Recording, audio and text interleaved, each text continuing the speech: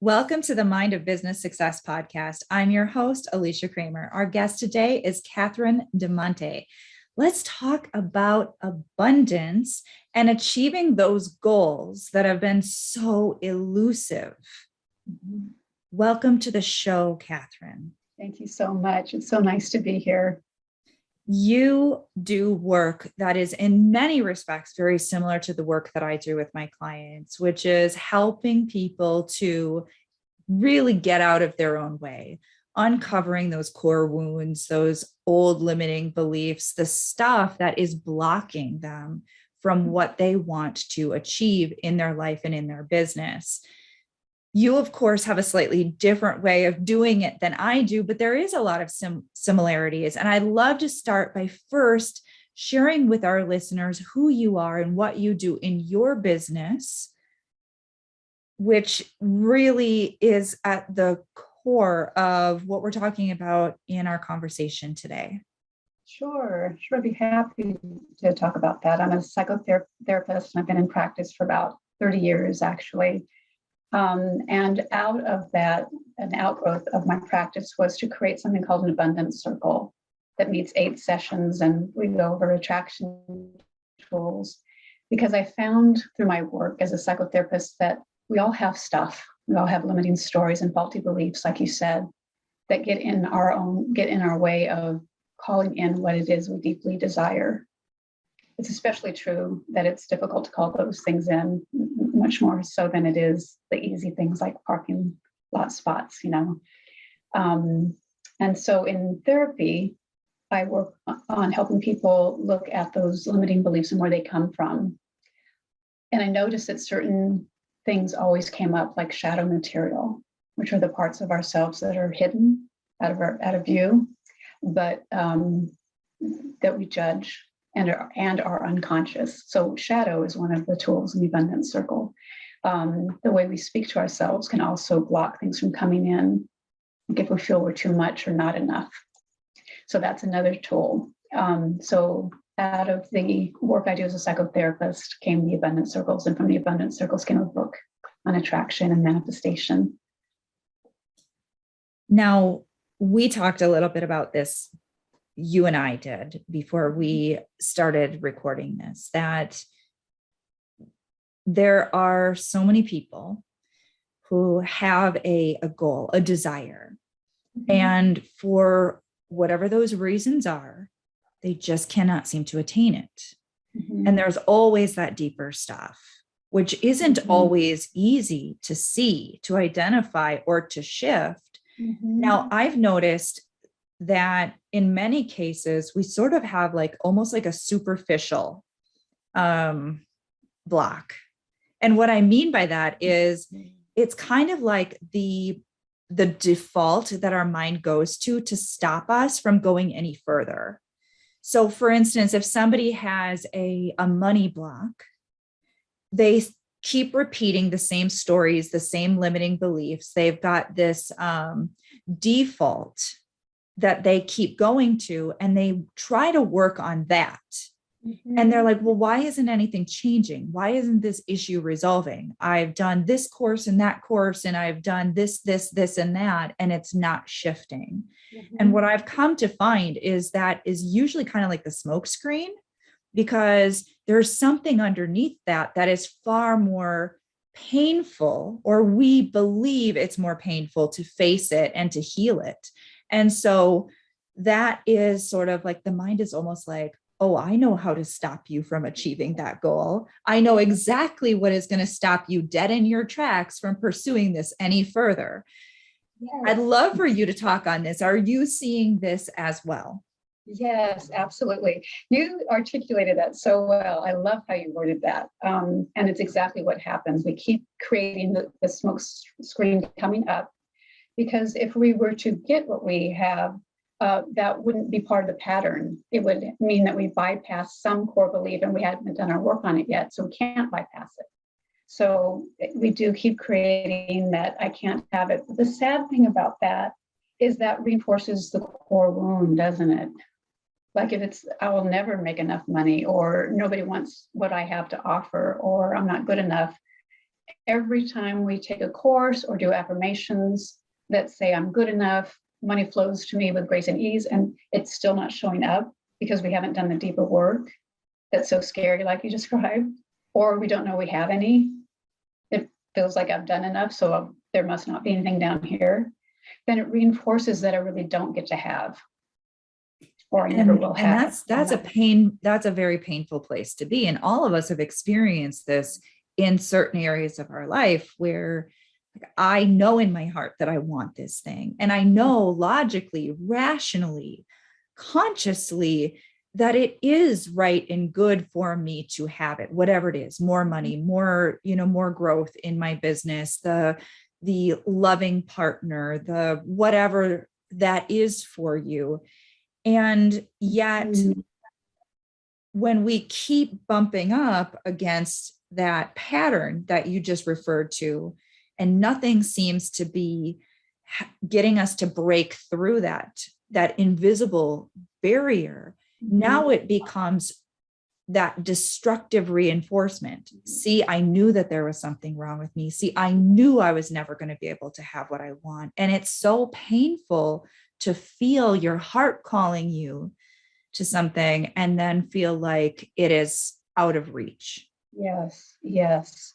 To feel your heart calling to you and it's out of reach. Exactly. It's exactly what it is. And I'll never get it because I've done all this work, taken all the courses, like you said, and I'm trying everything.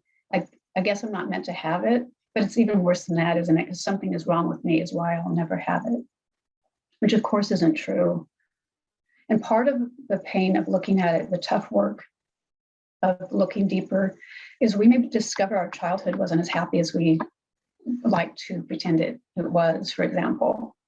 Or we may have to look at stuff that is conscious, that like I was beaten or ridiculed. And I've either already looked at that and I've gone as deeply as I can or need to, or I've never looked at it and my survival counted on me not looking at it as a little girl, a little boy. And so I'm continuing to do that as an adult.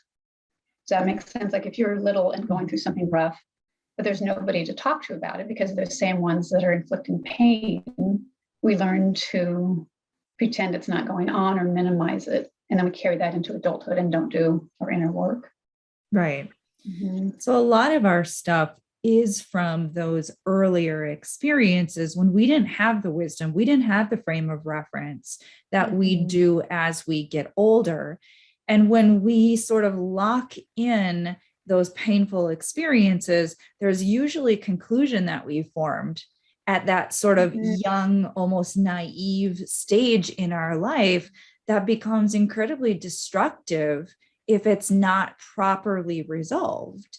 And I know, when we're looking at these things, and I always tell my clients this when we're working on stuff, whatever's coming up for you, no matter how nonsensical, how irrational, how childish it seems to you, let it come up.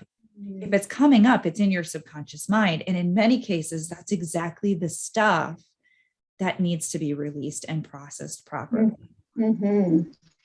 When spoken that way, it makes me think of how respectful that is for our inner child.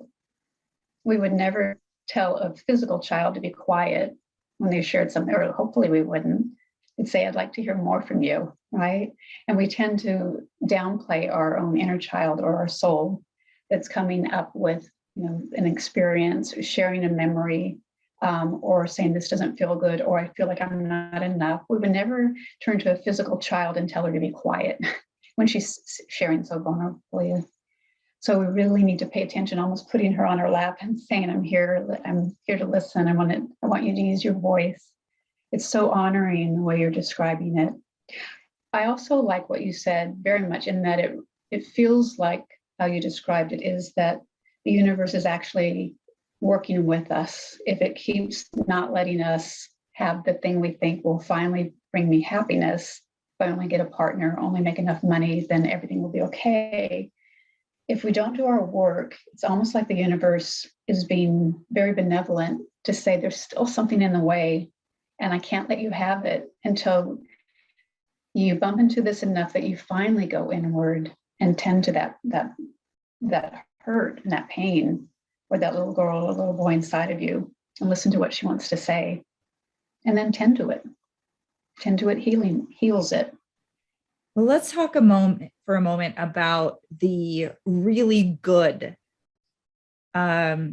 aspect of this work, because it feels pretty heavy when you're talking about all of these painful things. But what I've found is that in many cases, you have that awareness. It's like, well, wow, I do recall feeling that way. And I have been carrying that with me all of these years. And it has sort of been there this whole time, but I haven't seen it like this before. I haven't had this clarity, this awareness at this level before. And the energy shifts in many cases. In fact, I found that, and I use a lot of different modalities, obviously hypnotherapy, EFT, a lot of different types of releasing processes, energy work, things like that, NLP, and all the stuff.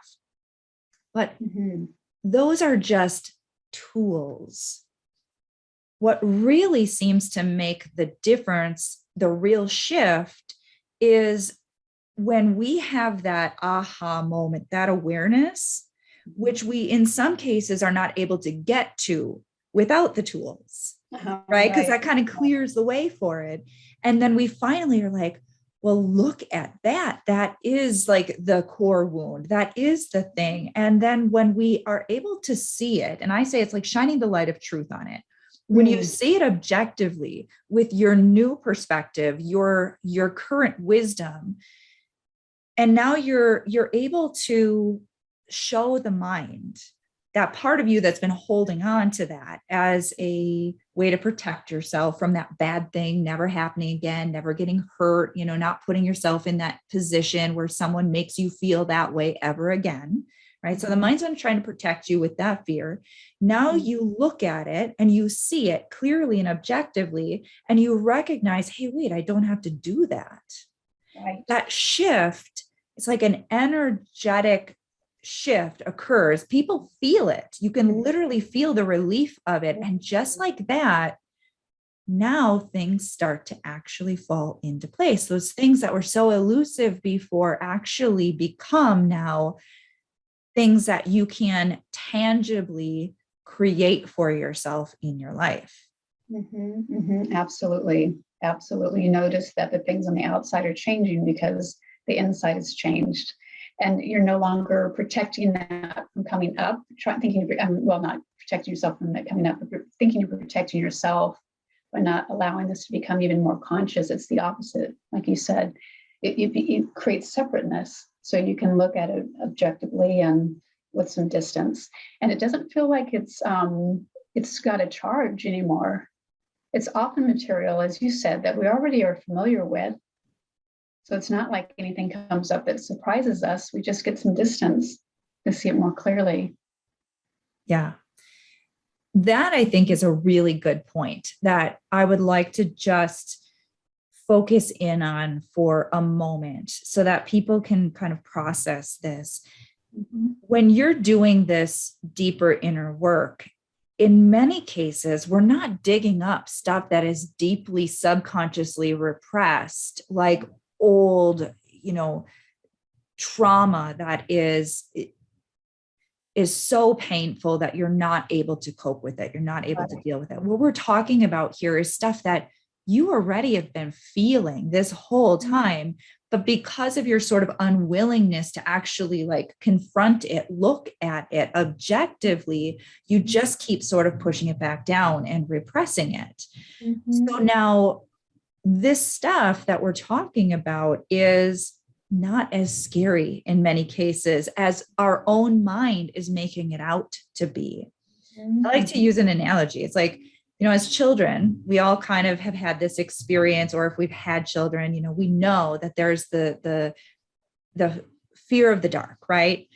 The light goes off, the door gets closed, mom and dad leave the room, and now the terror starts to kick in and your heart is pounding and you're so sure that there is a scary monster in the closet. And if you don't get up and turn on the light and look to show your mind, look, there is no scary monster. your Right. mind will terrorize you and you will literally lay in bed for hours, Absolutely. traumatizing yourself. Whereas if you would just look at what you are so afraid of, you will see it for what it really is. And just like that, the mind is put at ease. And now you can lay down and you can drift off to sleep peacefully. Yes, exactly. The story when told oneself was far scarier than turning on a light. And therapy or any other inner work is so about turning on a light, isn't it? Yes. Yes. Absolutely. So people already know, for example, just to make things up, this isn't in my history and hopefully not in yours. And I hope people can identify with it nonetheless. And that is, like we may say my mom was really critical. I couldn't get anything right. I know that. My dad was an alcoholic and he drank all the time and was always half there. I already know that my older brother or sister picked on me a lot. They were merciless, really picking on me. I know that. But what we don't tend to do is say the fact that mom was critical became my voice, or the fact that dad was checked out and I'm a woman and he's a man. So he's the first man who sees me as a woman and my worth now is entering my relationships. I don't get my value, or that my brother or sister criticized me and picked on me, gave me a complex. I didn't feel like I was enough, or that people are out to get me. I mean, that we didn't look at the effects of it, but we do know the source of some pain. So as you said, we already know those things. So nothing really gets uncovered that's not known, but what we do is look underneath it. And the story that got told because of the things that went on. It's also not about blaming people. I hear that with people that are new to therapy a lot. They're finally coming in. And when I say finally, I mean, it might be their first time, but things weren't working well. So wherever they are, and they could be 30 or 60 or 90, but they're coming in. But one of the first things some of them will say to me is, I'm not here to blame my parents, as if that's what therapy does. It's not about blaming either. It's about looking at cause and effect. That's all. Yeah. This happened. The takeaway was this belief system that never was true about me. And so we'll change the story. Very empowering, because personal responsibility really is at the foundation of living a happy, empowered life. And when we make ourselves out to be a victim, which is what blaming really is, we are giving our power away, right? Which is incredibly disempowering, because you can't change another person. But when you take personal responsibility for how it is affecting you, now you take your power back, which is a much, much better place to be coming from, a much better mindset to be living from. Absolutely. That would also let one know that they can, if they created that, they can create a different story. If I'm at the mercy of somebody else's behavior, I don't feel very empowered to make a change, because I would also need somebody to help me change and to become more of what I'd like to step into. So it's always resided here. There's so much more that we could talk about on this that I know would be very, very helpful. And we don't have enough time to do a full seminar. So I will encourage our listeners to take the next step.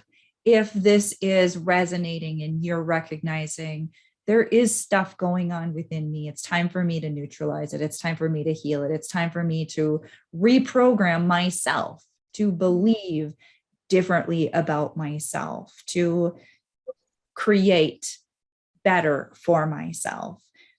So now let's talk to you, Catherine, as the business owner. And one of the questions that I love to ask my guests is if you will share with us one mindset obstacle that you've had to overcome in order to get to where you are today. Certainly. The biggest mindset obstacle I confronted was a limiting story around money, that there wouldn't be enough, or that I didn't get to have. And it dovetailed with my husband's money story as well. So we kept creating that it never felt like there was enough. that would be plenty.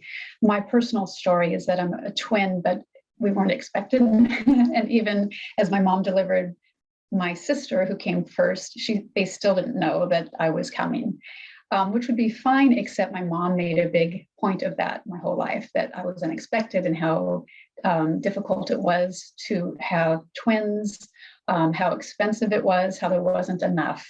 So I felt like I needed to earn my keep at a very young age, but I was too little to be making my own money. But that was the wound running under the radar for me.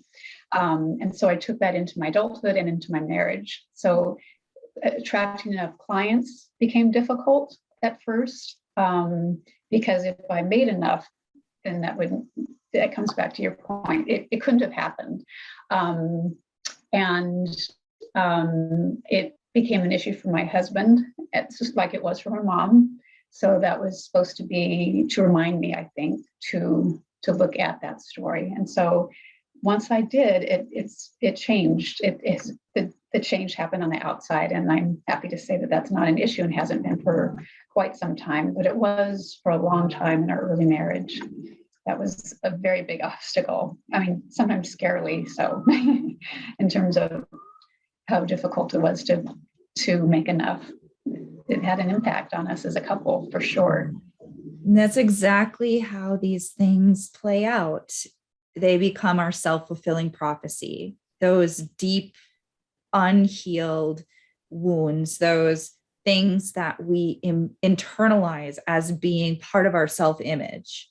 Mm-hmm. It becomes I call it a self-fulfilling prophecy. Mm-hmm. You can't create something different than what you believe is possible for yourself. Exactly. And so we have to do that healing work, and we will continue to be shown exactly what that story is, but it's not until we're able to finally have those ahas and have those shifts and create a different story, a different self-image for ourselves, that we can then create different results. Exactly. That's why although I'm a fan in general of affirmations, if we've done our work, if we haven't, it can feel like more proof that I'll never get it. Because if for example, my affirmations were around attracting money, but I hadn't done my work, I would probably think about affirmations or about my standing in the world like I can't even get that right. It would, I really am in the way. I really am a problem. There really isn't enough for me. Or affirmations would work. Right. So anybody listening that is like, "Ooh, this sounds way too familiar." There is hope. There really absolutely 100% is hope. No matter how long you've been struggling with an issue, it is not who you really are. It is not a reflection of your potential. You can heal this stuff. You really, truly can. Mm-hmm. Absolutely. If I didn't believe that, I wouldn't be doing this work. I've been doing it so long, and it's because I see people making changes when they just face it. It's for the brave, but once they're in, they realize it wasn't that scary. Catherine, how can our listeners connect with you? Oh, thank you for asking. I am on Instagram and Facebook, and my website is just my name, CatherineDeMonte.com. You can find me that way.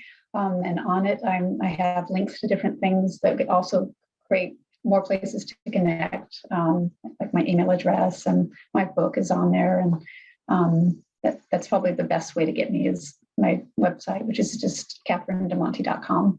Wonderful. Yeah. So if anyone is feeling like that's the type of therapist I need, someone who gets it and gets results for their clients, and you take this little bit more metaphysical approach, you understand energy and manifestation and all of these things, and the work that you do is a little bit different than just going to your kind of classic conventional therapist who is going to go through the typical school protocol and not look at some of these other factors. Like, how is this manifesting in your life? Abundance is possible.